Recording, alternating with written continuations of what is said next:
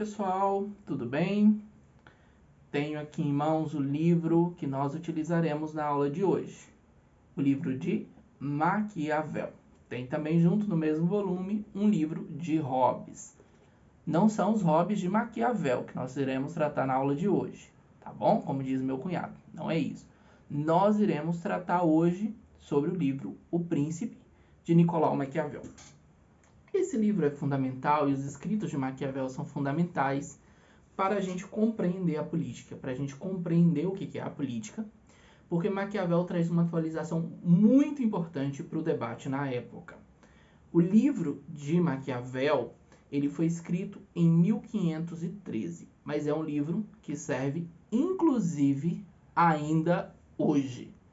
É o livro O Príncipe. De que se trata esse livro? De início já, Maquiavel faz uma carta ao magnífico Lorenzo de Médici. Quem é esse Lorenzo de Médici? Vamos compreender um pouco a história? Vamos lá, então. Lorenzo de Médici é um herdeiro da família dos Médicis, e os Médicis estão fora do poder, onde hoje é o território da Itália. E eles tinham governado, a família Médici tinha governado por muitos anos, mas tinha caído em descrédito, perdido o reino, perdido o trono, saído do poder. E Lorenzo de Médici aí, no italiano, ele é um príncipe herdeiro que poderia voltar e reconquistar o poder. E aí Maquiavel então está escrevendo para esse cara e manda esse livro, esse escrito dele, O Príncipe, para esse príncipe. E ele começa assim: aqueles que desejam conquistar a graça de um príncipe costuma obsequiá-lo o mais das vezes com o que possuem de mais valioso ou que possa deleitá-lo de modo especial. Por isso os príncipes são frequentemente presenteados com cavalos, com armas, tecido de ouro, pedras preciosas e ornamentos desse gênero, todos dignos de sua grandeza.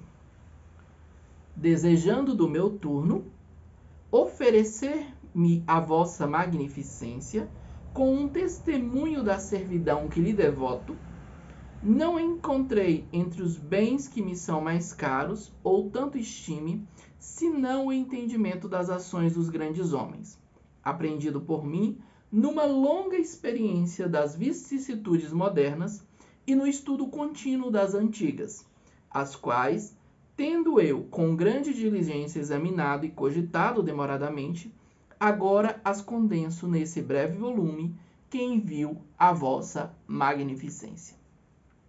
Que é isso? Maquiavel está dizendo, é comum então se dar presente aos príncipes e se dar algo de valor, ouro, pedras preciosas, coisas de grande valor econômico, financeiro ou coisas muito raras. Maquiavel vai dizer, eu me considero seu servo. Por que Maquiavel está dizendo isso? É que Maquiavel tinha trabalhado nos governos Médicis anteriores. Maquiavel tinha servido a família Médici quando essa estava no poder. E nesse contexto que Maquiavel escreve, Maquiavel está isolado, já que os Médici saíram do poder. Maquiavel se isola em um lugar um pouco mais distante, um pouco mais remoto, e escreve durante esse período essa carta ao príncipe, considerando isso, das experiências que ele viveu e dos estudos históricos que ele fez sobre o passado, estudando os grandes líderes do passado, líderes políticos do passado. Então, Maquiavel vai dizer o seguinte, é dessa experiência que eu quero dar um presente para você. E esse presente é esse manuscrito que vos envio. Ótimo? Que tal receber um presente desse? Por que será que Maquiavel escreveu esse presente para o príncipe Lorenzo de Médici? Vamos ver isso? Ah, tá. Então, por que será que Maquiavel escreve isso? O que tem nesse livro? Qual a importância desse livro? Por que esse livro é tão relevante? Por que 500 e tantos anos depois eu preciso ler esse livro que Maquiavel escreveu? Ele começa assim, capítulo 1. Todos os estados, todos os domínios que tiveram e têm poder sobre os homens foram e são ou repúblicas ou principados.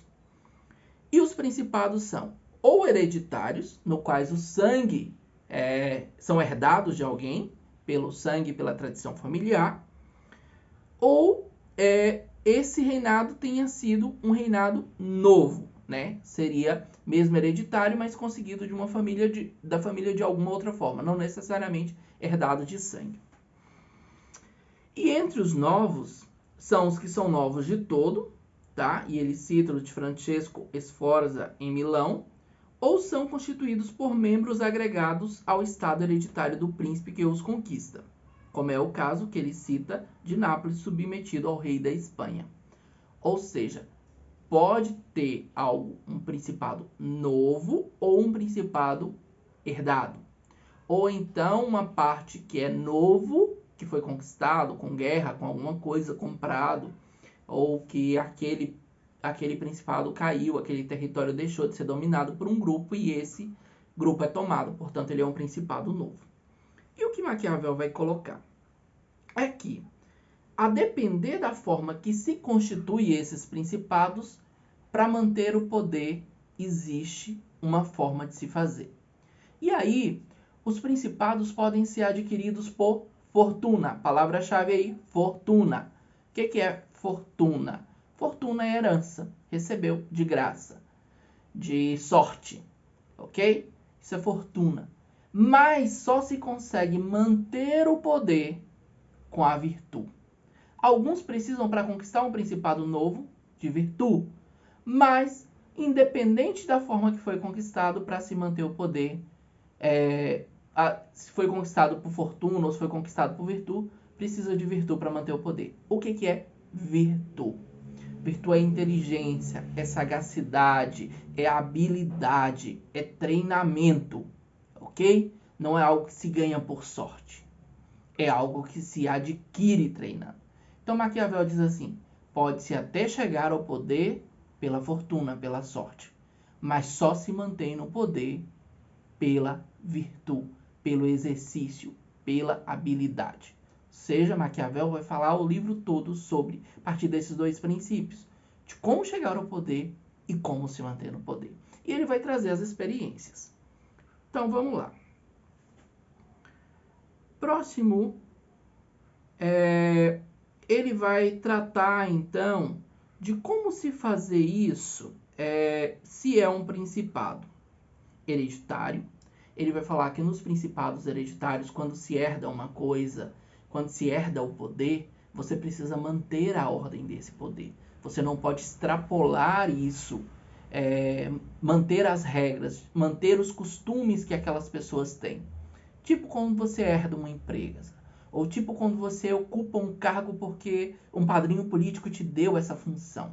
Você não pode, nesse caso da tradição, da concessão, mudar as regras de uma vez. Você precisa se ambientar, entender o que o povo quer, o que o povo gosta. Se for muito radical, você pode perder a sua autoridade. No caso de principados mistos, aqueles conquistados, é importante dar liberdade ao povo e é importante se aproximar do povo.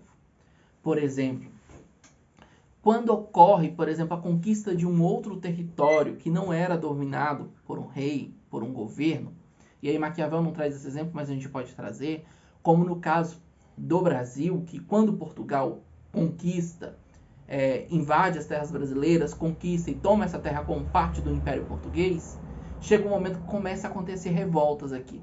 Portugal deixa o povo livre, dá inclusive concessões de terras, de território, para que esse povo permaneça vinculado e servindo ao governo, cobra altos impostos para o povo perceber que tem um poder central e que governa sobre esse território, que é um conselho também de Maquiavel aqui no Príncipe.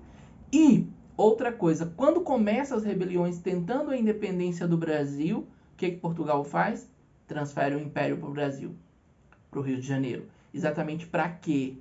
Para que ele possa governar sobre esse território, o pessoal perceber que tem uma liderança mais próxima aqui e reduzir esses conflitos e essas rebeliões de não reconhecimento de Portugal desse território aqui brasileiro como território português. Certo? E aí, a gente tem também uma outra questão. Quando um estado é recém-ocupado, ele oferece ao conquistador espanto, por exemplo. E aí, espanto no sentido de que é difícil governar um território recém-ocupado. E ele vai trazer um caso, um exemplo, que é de Alexandre Magno.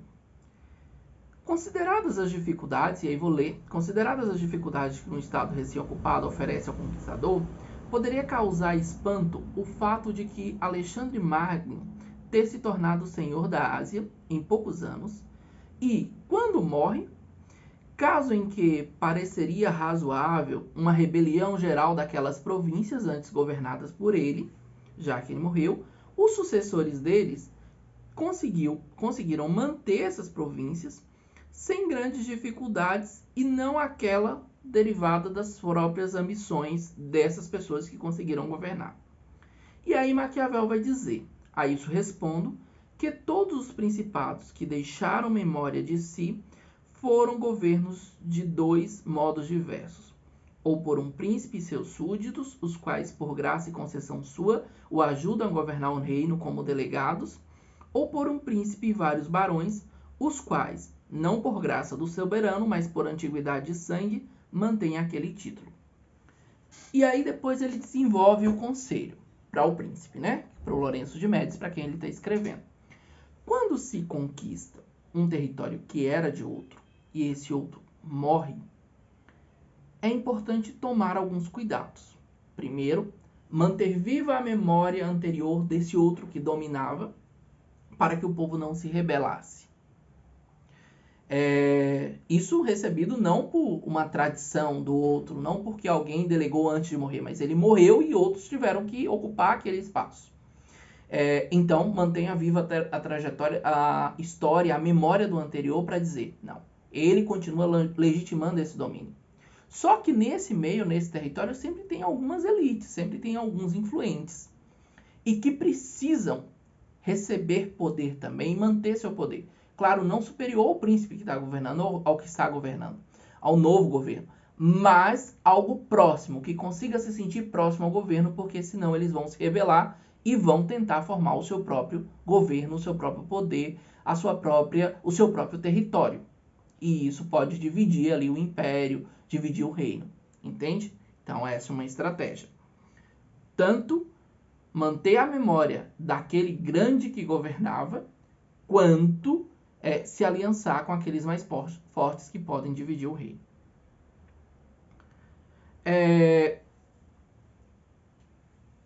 Além disso, a gente tem os principados civis. E Maquiavel vai dizer, quando conquistados, conforme se disse, esses estados estão afeitos a viver sob suas próprias leis e em liberdade. Há que se respeitar 3 regras caso queira mantê-los, sobre o domínio, sobre o controle. A primeira, ou arruiná-los todos, totalmente, para que eles percebam que tem um poder central ali que manda, ou a segunda, e habitá-los pessoalmente, para se tornar mais próximo desse povo. E a terceira é deixá-lo viver sobre suas leis, mas auferindo tributos e criando ali dentro um governo oligárquico que os mantenha fiéis, pois, tendo sido criados por esse príncipe, tais governos sabem que não poderão prescindir de sua amizade e força e farão de tudo para preservá-lo. Mais facilmente se domina uma cidade acostumada a viver livre por meio de seus cidadãos que por qualquer outro meio, caso queira preservá-lo. Ou se estabelece uma guerra de início para destruir o povo, para massacrar o povo, ou se aufere tributo, ou se vai morar no meio daquele povo, ou seja, preservando a sua liberdade, aparentando ser um príncipe próximo, ou se institui um governo oligárquico, se distribui terras, se dá poder a alguns poderes locais, para que esses se remetam ao rei e, ao mesmo tempo, cobre impostos, que foi o caso do exemplo português sobre a colonização brasileira que eu citei anteriormente.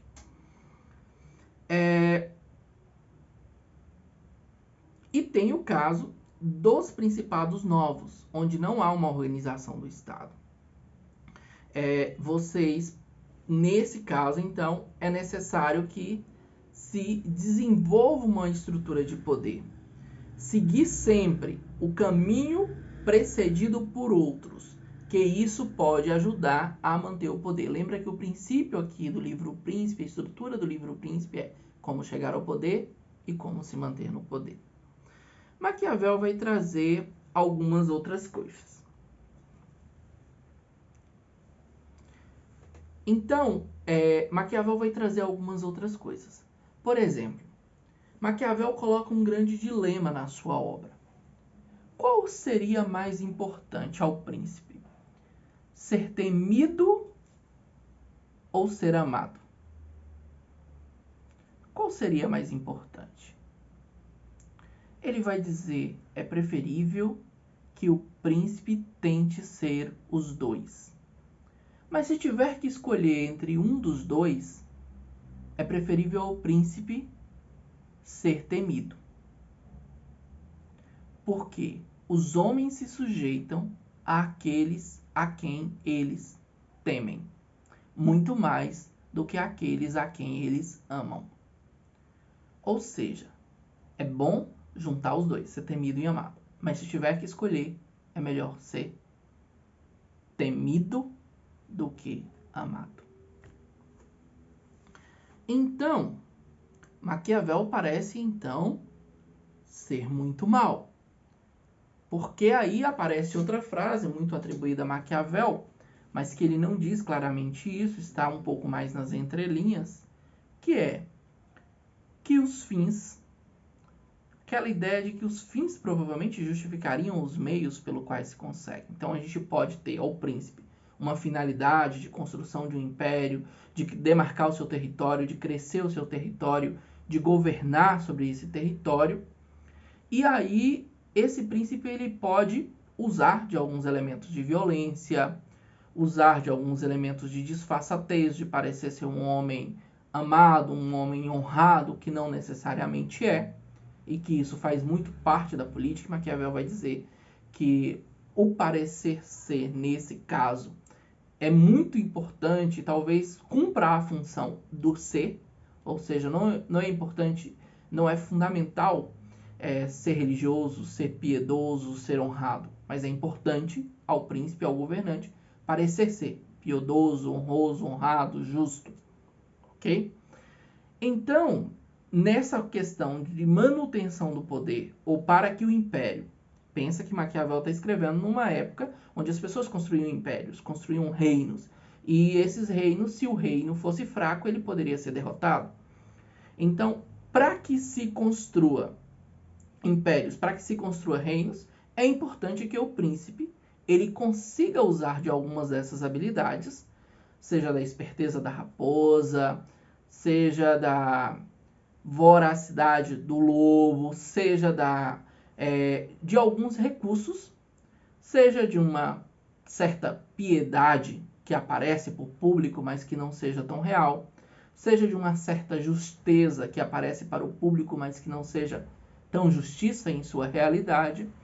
Então o príncipe pode usar desses artefatos pela manutenção do poder e por um fim útil, que seria útil e que seria benéfico ao próprio povo. Ok? E aí Maquiavel vai trazer outras funções. Em contextos, por exemplo, desses estados em que se guerreavam, é importante ao exército, então, ele demonstrar poder, tanto internamente para seu próprio povo, quanto externamente. Para isso era muito importante que os reinos e os reis tivessem impérios, tivessem demonstração de poder, demonstração de força política, quanto de força enquanto exercício de violência. Então é importante ter exércitos, é importante ter homens armados capazes de vencer o outro, tanto para impor uma ordem interna, quanto um poder externo contra outros estados adversários, outros reinos, outros príncipes, outros reis adversários. Então, é fundamental para Maquiavel que se construa um exército. Mas é preciso ter muito cuidado com a força desse exército. Que esse exército tem que estar submisso ao domínio do rei. É importante também que se tome cuidado, porque nesse exército ele pode vir junto com milícias, pode vir junto com organizações que muitas vezes não são tão transparentes, que não são tão claras quanto aos seus propósitos, e que pode se aliançar ao rei em um momento e estar fora desse poder em outros momentos. Então, o rei deve se cuidar com isso. Um outro cuidado que o rei deve ter, que o príncipe deve ter, é com os bajuladores.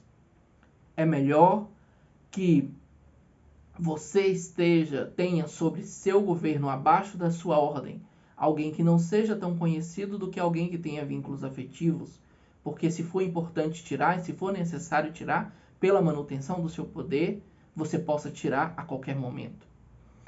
É importante também tomar cuidado com os bajuladores, porque eles podem querer te enganar e dar uma falsa sensação de poder e de domínio. Então é muito mais importante que os seus servos, que os seus submissos, lhe digam a verdade a todo tempo, do que lhe enganem com falsas mentiras. Portanto, é importante imprimir uma ordem que exija que se diga a verdade em todo tempo, mas que essa verdade também respeite a honra e a autoridade daquele que governa. Não se pode falar qualquer coisa em nome de dizer a verdade. Tem que ser uma verdade debaixo da moderação, da sujeição daquele que está no governo. Ok? Então, Maquiavel, ele traz algumas lições. Uma outra lição que Maquiavel vai trazer é que existem vários outros tipos de principados. Existem os principados eclesiásticos, aqueles onde o poder religioso se soma ao poder político para poder governar. E então ajuda na legitimidade, não apenas na força do exército, não apenas no domínio do território, mas também com a estratégia religiosa dizendo que aquele rei ou que aquele governante é escolhido pela vontade divina. E isso é muito comum ao longo da nossa história política. Tá? Essa associação entre poder político e poder religioso como estratégia também de dominação. E, inclusive, o próprio Império Romano, ele surge dessa associação entre igreja e Estado. A igreja que se torna depois Igreja Católica Romana e o Estado romano, numa associação exatamente para que o império não fosse enfraquecido e pudesse ser ampliado aos grupos cristãos já pré-existentes.